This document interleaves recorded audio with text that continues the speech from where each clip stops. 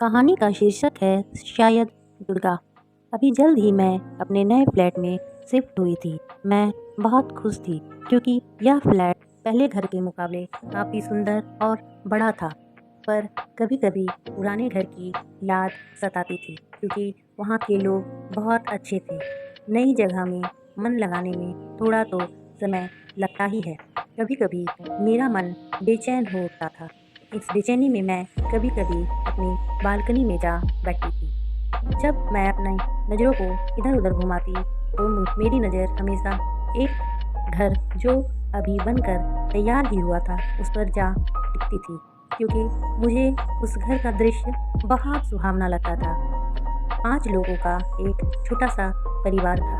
अंदाज़े से मैं ये कहती हूँ कि जो बुजुर्ग थे वे शायद सास-ससुर रहे होंगे, बेटा-बहू और एक उनके बेटे की फैमिली थी। मेरा यह मानना है कि जब आपको किसी के चरित्र के बारे में कुछ भी जानना हो तो आप उस पर दूर से नज़र रखें, जिस समय उसे पता ना हो कि उसे कोई जज कर रहा है। क्योंकि जब लोग सामने होते हैं तो ज़्यादातर अपनी अच्छाइयों का दिखावा करते हैं और एक अच्छे कैरेक्टर में रहने की कोशिश करते हैं। मैं जब भी सामने वाले घर पर अपना ध्यान केंद्रित करती, बहू को कुछ न कुछ काम करते ही पाती।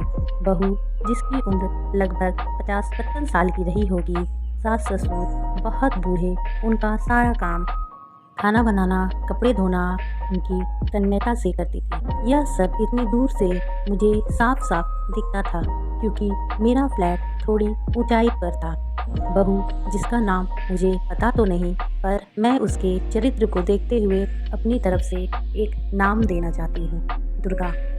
हाँ, दुर्गा, क्योंकि उसके कामों को देखकर लगता था जैसे उसके 10 हाथ हों। दिन भर का काम खत्म कर जब मैं रात में अपनी बालकनी में फिर से बैठती उनके घर को देखने के लिए, पूरा शहर जो है रोशनी में नहाया रहता। इतनी अधिक रोशनी में उनके घर का एक-एक सामान मुझे अपने घर से दिखाई पड़ता।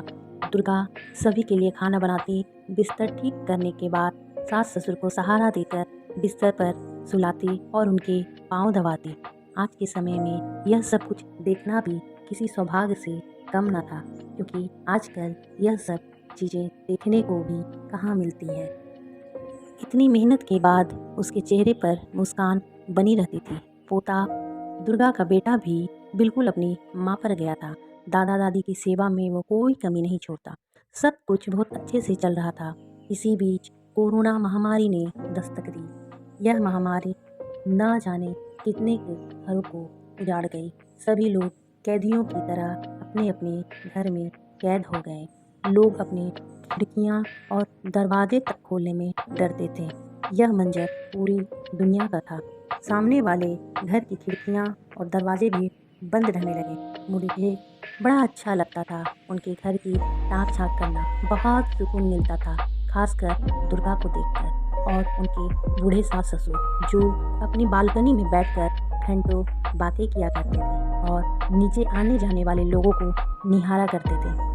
कोरोना के कारण स्थिति बहुत खराब हो गई थी। मैं भी अपने घर से ज़्यादातर घर में बंद रहती थी। जब स्थिति में थोड़ा सुधार होना शुरू हुआ तो मैंने सामने की खिड़की और दरवाजे खुलते हुए देखा, पर मैं अब वैसी चहल पहल और रौनक नहीं देख पा रही थी। कारण तो मुझे पता नहीं चल पा रहा था, पर घर पर एक बड़ी तस्वीर जिस पर माला लटक रहा था मेरे घर से साफ साफ दिखाई दे रही थी। जब मैं उस तस्वीर पर अपनी नज़र टिकाई तो मुझे बड़ा आश्चर्य हुआ क्योंकि वह तस्वीर किसी और की नहीं, दुर्गा की थी।